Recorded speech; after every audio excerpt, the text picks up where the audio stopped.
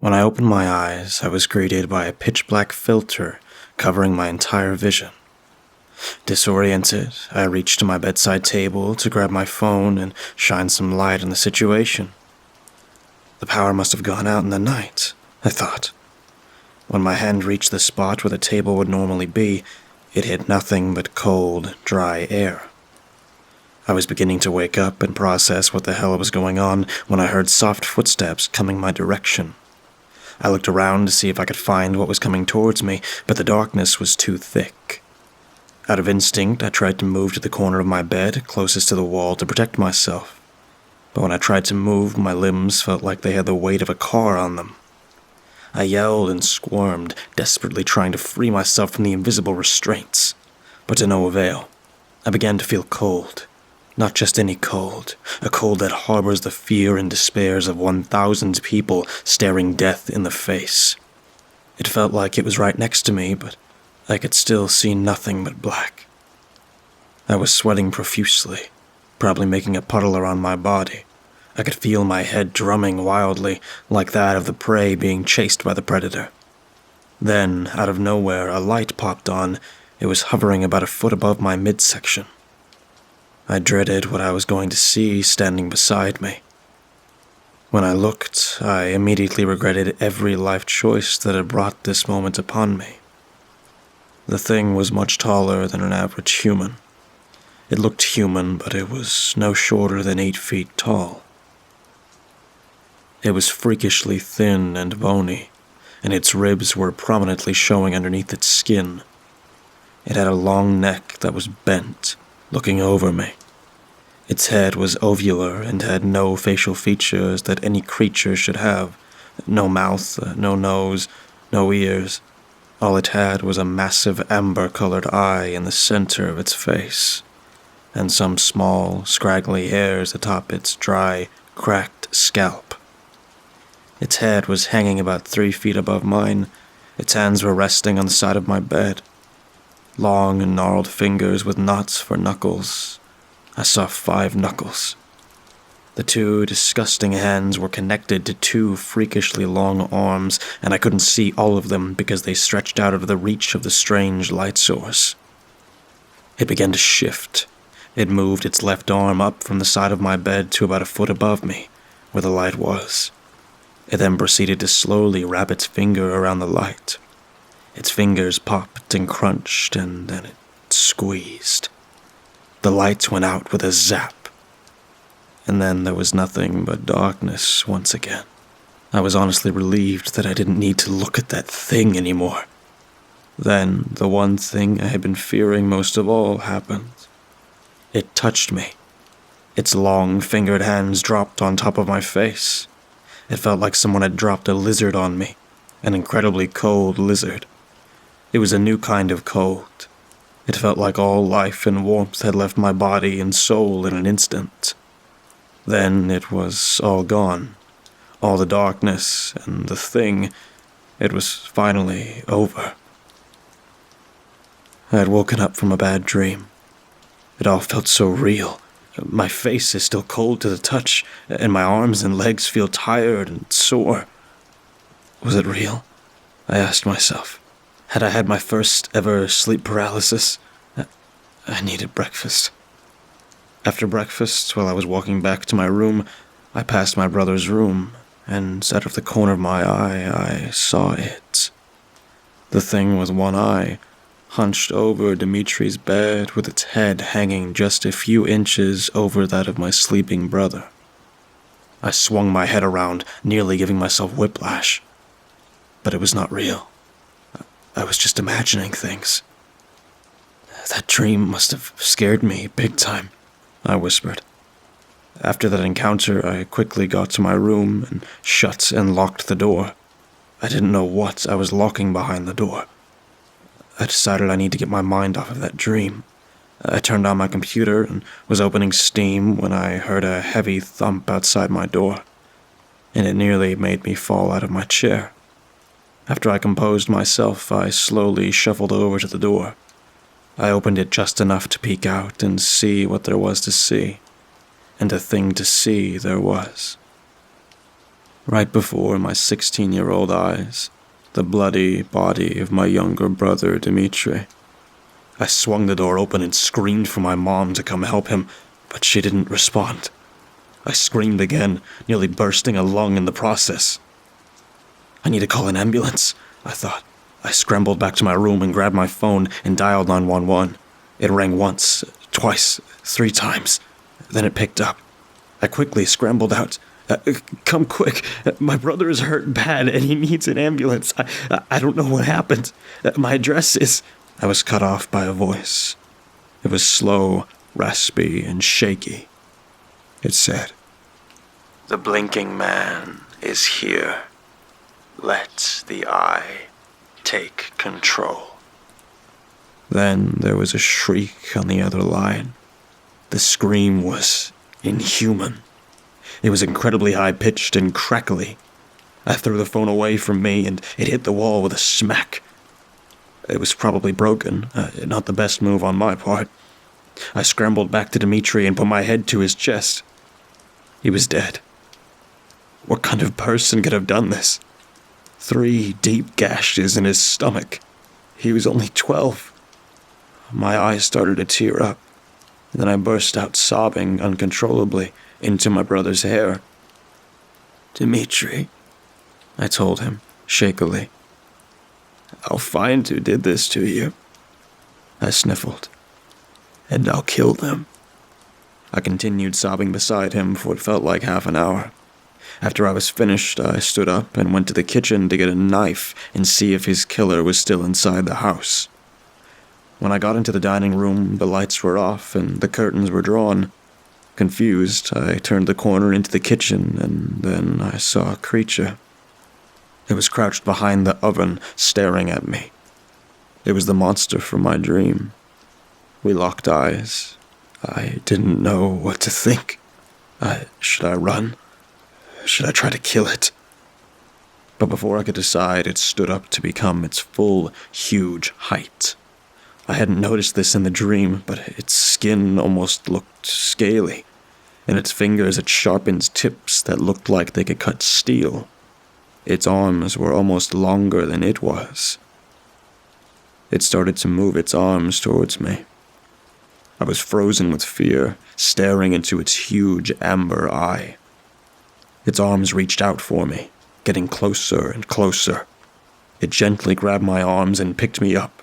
It brought me towards its head. I could feel the cold more intensely than when it touched my face. As I got closer and closer to the eye, I started to feel intense sadness. This was the thing that killed my brother, and probably my mom. I squeezed the knife that I didn't know I had in my hand. Once I was close enough to its head, I was going to stab it. I was within swinging range now, and right as I was raising the weapon, the thing, faster than I thought possible, dropped one of my arms and swung its razor-sharp fingers at my arm holding the knife and sliced it clean off.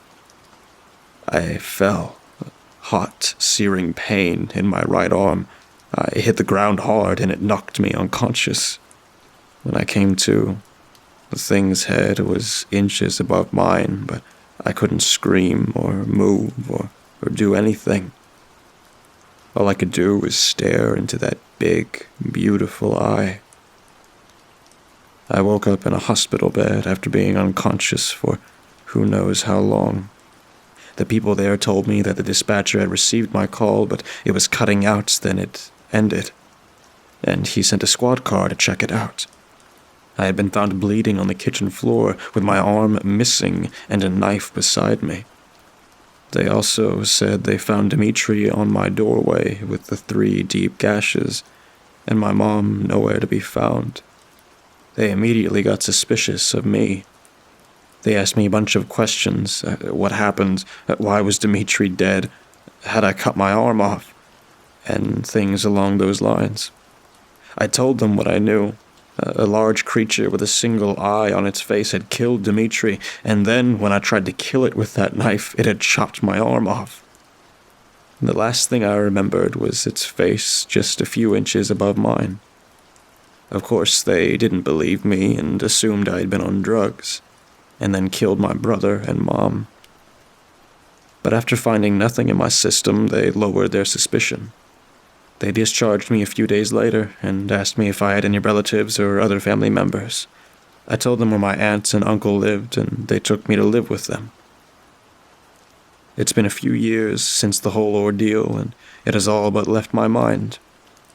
I'm constantly having that same dream of the blinking man, and I see him for a split second out of the corner of my eye every once in a while. But recently I've noticed the image of it has been lasting longer, and it's been getting closer. Last night I woke up in the middle of the night and saw the thing crouching at the foot of my bed. My heart skipped several beats and I nearly fainted, but I shut my eyes hard and then opened them and it was gone.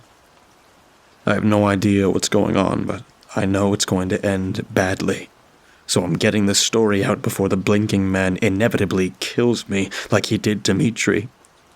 I can only hope that it spares the rest of my family, and that no one else ever has the misfortune of getting put on its radar. I see it now, and it's getting closer. Goodbye.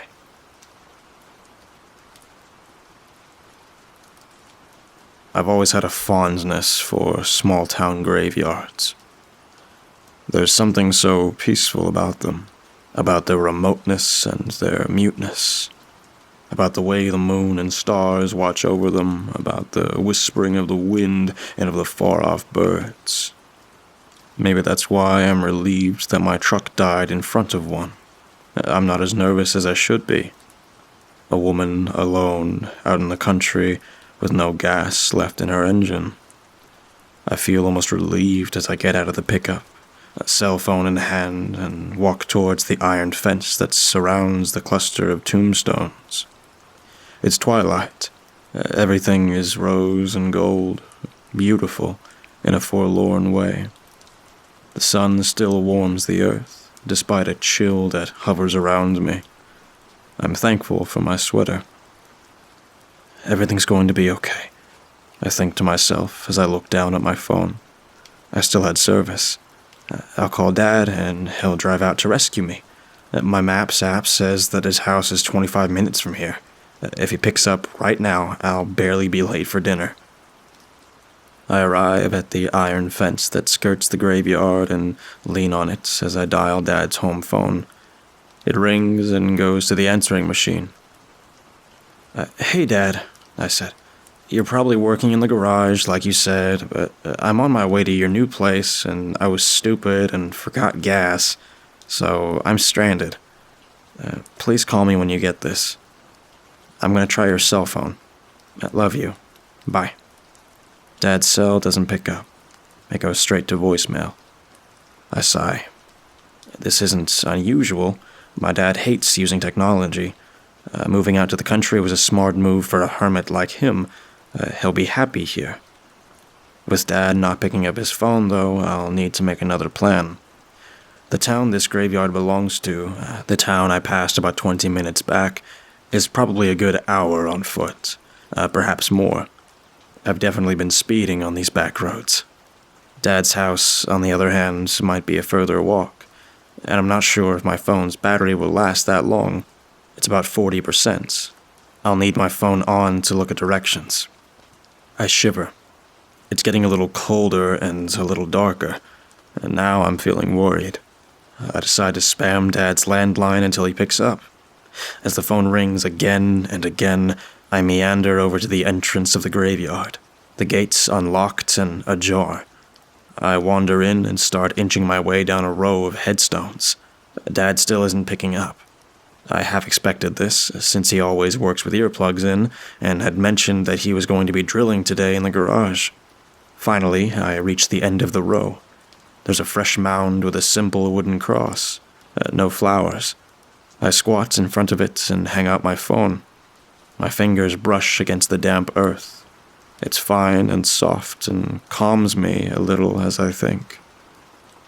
Walk back to town or try to get to Dad's. Then I have an idea. I stand up and start walking around, craning my neck to see if there are any houses. If I'm in luck, there'll be a farm or an acreage out here. And if they don't have spare gas, which they should, at least they'll have a phone I can use. Dad's bound to check his calls when he finishes his project, and I still haven't arrived. In the deepening gloom, it's hard to make out any definitive shapes on the horizon, but finally, I spot a building just a few miles to the east. It's small, but it's definitely a house. I breathe a sigh of relief and pocket my phone. Just as I turn to make my way towards the entrance, I hear a high-pitched noise and freeze. It's coming from the corner of the graveyard opposite me, and it sounds like whistling. Slowly, I turn my head. I don't see anyone.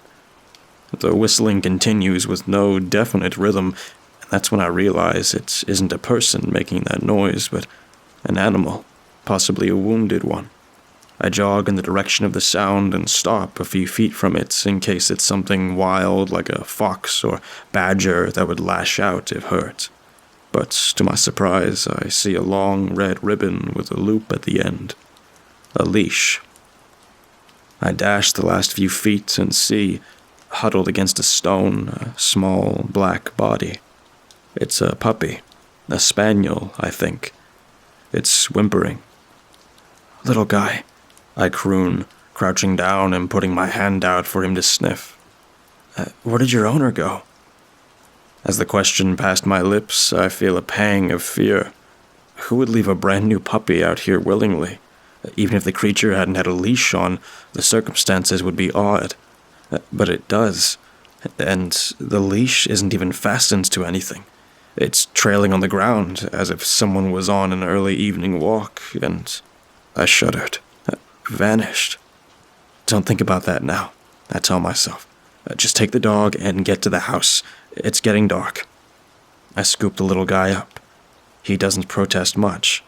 I decide to carry him with me instead of leaving him in the truck, since he weighs almost nothing at all. How long has he been here, I wonder? When's the last time he ate? I go back to my truck to fetch my toque and phone charger. Maybe I can use an outlet when I get to the house. I empty my purse of everything but my wallet and put my scarf inside. I tuck the puppy in the folds of the scarf. Then I hug the purse to my chest, lock the doors, and start down the road. As I walk, the last of the twilight disappears completely. It becomes dark quickly. The ditches on either side of the gravel road turn to pools of inky blackness. The fields lose their glow and begin to bleed into the sky until the horizon loses its definition. Since I'm walking as quickly as possible, I make good time to the house. To my utter relief, a light is on in one of the windows and a vehicle is parked in the driveway. I climb the steps to the door. They're old and rickety, made of rotting wood, and there's a weird smell in the air. Not a good smell. The front door looks very old and worn. A thick blanket covers the window so that the light inside is barely visible at all. I steel myself and knock. Following the knock, there is absolutely no sound. The puppy starts to whine against my chest. My stomach turns into a cold knot. The hairs on my neck rise. I feel odd up here on the threshold, exposed and vulnerable. I swallow and knock again. Again, there is no sound from within. I wait a moment more and knock as loudly as I can. Finally, I hear something happening inside. There is a slow shuffling, a slow and heavy and rhythmic shuffling that reminds me of an execution drum. I stiffen. Don't lose your mind, I tell myself. They're just footsteps. Suddenly, the door opens. A short, squat woman stands before me. She looks exactly like a classic fairy tale witch, right down to the wart on her nose. Her skin is mottled and her eyes are milky, the pupils slightly uneven. She does not say anything, she simply looks at me. I don't like her. Hi, I say with a nervous laugh. My truck ran out of gas, and I was wondering if you had some. The woman dips her head once, a nod. She closes the door, and I'm left standing, quaking with the puppy still whimpering in my arms. Time goes by. The nasty smell is stuck in my nostrils. I inspect the room that has the light on. It's the kitchen. On the stove, there's an enormous steel pot. In the pot, there's a rusty, red, bubbling substance. I squint and try to focus more. A couple bones are sticking out of it. I bite my lip hard to keep my imagination running wild. No, she's not cooking a person on the stove. The door is flung open and I jump. The woman stands in front of me again, holding a large red jug. She holds it out to me. Behind her, hanging from the ceiling, I can now see bundles of sticks and herbs twisting slowly in a non-existent wind. The pungent smell assaults my nostrils. I take the gasoline and nod. Good night, I say, and turn to go down the stairs. Does that puppy belong to you? Says a gravelly voice behind me. I turn to see the woman staring at me still. She hasn't closed the door. Her milky eyes are sharp. I pause. Something about her tone, her stare, makes my flesh crawl. Yes, I lie. Then I turn and speed walk down the drive. I turn around to look back at the house when I reach the road. The woman still stands in the open doorway, a sickly yellow light flickering behind her, as if some nearby room is filled with candles. I stare back at her. At last, she closes the door. I get onto the road and walk hurriedly until her house is a good distance behind me. Then I run the rest of the way to my truck, heart pounding. Thank God for the gasoline. In no time, me and the puppy are hurtling down the road. My phone is at 30% now, but it guides me to my dad's house just fine with battery to spare. Dad's new house is nice. The light in the garage is on, but when I walk by it on the way to the front door, I hear no drill. Odd. I pull out my phone and there are 3 missed calls, all from Dad's cell. I get to the door and notice there is a note taped to it. Dear Jean, I might be back a little later than 7. Took the new puppy for a walk. You're going to love him. Hugs, Dad. It takes a minute for the words to register after I read them. Then I whip out my phone and look at the missed calls. 4 of them now, all Dad. I dial him back immediately. The phone rings twice, then picks up. Nobody says hello, and there's a weird sort of interference in the background. Hello? Hello, Dad? I breathe. No response. Dad! Dad! I say loudly. Are you okay? I wait. The weird sound goes on. A continuous, bubbling sound, like soup simmering on a stove.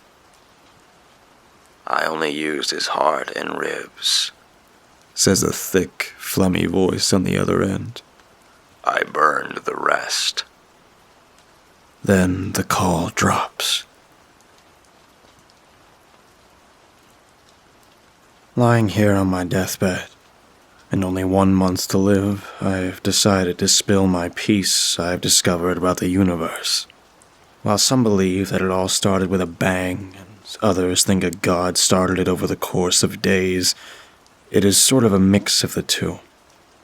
I learned this during an interview with a woman high atop Everest in 1951, 2 years before the first recorded person to reach it. Almost 70 years have passed since I started that climb.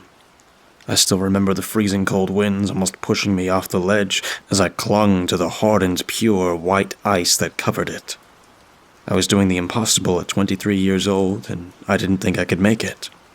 It took weeks, months, maybe a year. I lost track of time, honestly. All I remember is that cold and almost passing out once I reached the top.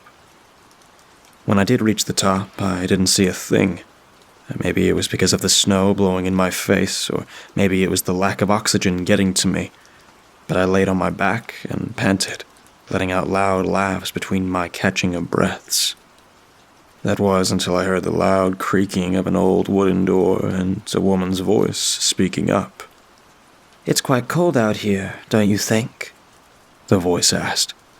I immediately jumped up from my spot, startled, almost falling off the edge as I turned to face the voice as the sound of crunching snow approached me.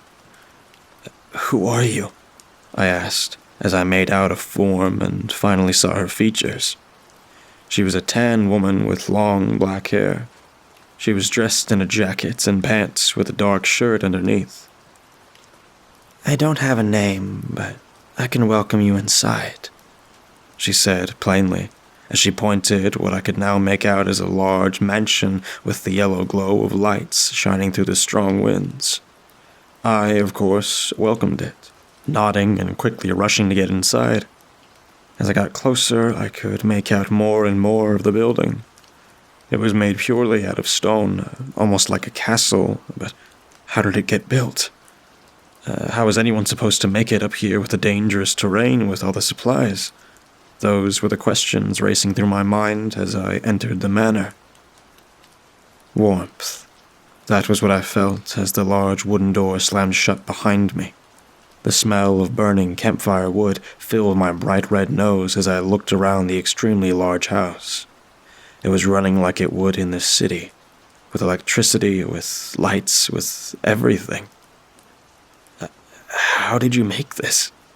There was supposed to be nothing up here, I stammered out. Well, I figured before I was creating things, I would create myself a piece of paradise, she spoke calmly, reaching out her hand towards a large opening where a table sat. Come, let's chat. I haven't ever spoken to one of my own creations before.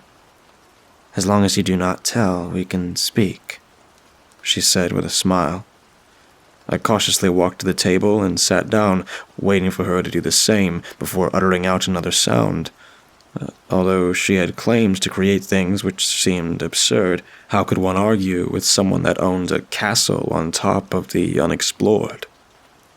So, you're claiming to be God? I asked curiously, a slight tinge of fear in my voice, as her eyes peered into my soul. God is a strong word. I never claimed to be one. I am simply a creator of universes. There will be a time when this one needs to be restarted, and I will be there to reset it, to create a new humanity. One where, hopefully, humanity will be stronger and better. She had responded in a calm voice. It was soothing to hear it after the winds were the only sound I heard for who knows how long. Wait, you mean to tell me you were just born with extraordinary gifts and with no help at all? I asked loudly. By this point, I thought I must have passed out on the mountain, dead even, with the way the woman was talking. Well, I was born in the universe before yours. I was just like you, actually. I aged, I worked, and I would have died if I wouldn't have pierced the veil of reality. I gained these powers from the unknown, and then I restarted. I could see everything. The suffering, the poverty, the famine, and I couldn't do a thing. That was until I thought of a new world, a new universe, and the white consumed all. She explained, as her tone had become somber. I noticed that she was no longer staring at me, but at the long wooden table we had been seated at. Well, all of those things still exist. Are you going to reset it now? I had asked as I leaned forward. There were so many questions I had to ask her. She was a creator of a universe. She was a god. No, not yet, anyway. When your star dies, and humanity does as well, then will be the time to reset. People have lives I do not wish to interfere with. While some may suffer, some are happy. That is the unfortunate case of free will, she said as she looked back at me, her demeanor changing as she frowned. Then why give us free will? Why give us the ability to kill, to suffer, to do anything besides what you want? I asked as I stared into her eyes. She wasn't lying. I could sense it in her pure green eyes. Because I want people to be like me. I created you like the ones before, and it will remain that way. With free will, people will ultimately be happy. They did the best they could with their life, and they got to choose their path. They got to do what they wanted without interference. While some of their actions may be influenced by scripture of the past, they choose their path, she explained. She opened up to me for some reason. Maybe it was because it was seclusion, billions of years with only history and current events to watch until it all came to an end. Or maybe she thought she could trust me not to tell, and while she could back then, she will be pretty upset when this gets out. I see. There are so many questions I have to ask, but I don't know where to begin, I exclaimed, thoughts racing through my mind, ranging from soulmates to the concept of death. Well, first you should sleep, and then we can talk once you're awake, she said with a sad smile. I nodded at this. She then got up from her seat and motioned for me to follow, which we did. As we walked through the cobblestone halls, I saw many famous paintings, some which would be worth millions, history of art in of itself. And then we reached a small room. It was rudimentary, with a bed filling most of the room and a dresser, which held 3 large burning candles. I turned to her, thanking her, to which she nodded and left. I remember the feeling of soft cotton on my aching bones. I almost instantly passed out. Sadly, this was the last I saw of the woman besides in my dreams. I awoke to the loud bonging of the clock tower of my hometown, waking up in my own bed. I would have thought it was a dream, but a note laid under my hand. "I'm sorry," was all that was written on the yellow parchment. I never went back to the woman. Who knows, maybe she's gone from that place, relocating after someone had found her. All I know was that this was my confession. I suppose in a month I will get my other answers. Who knows, maybe I will see her again, but I cannot be certain.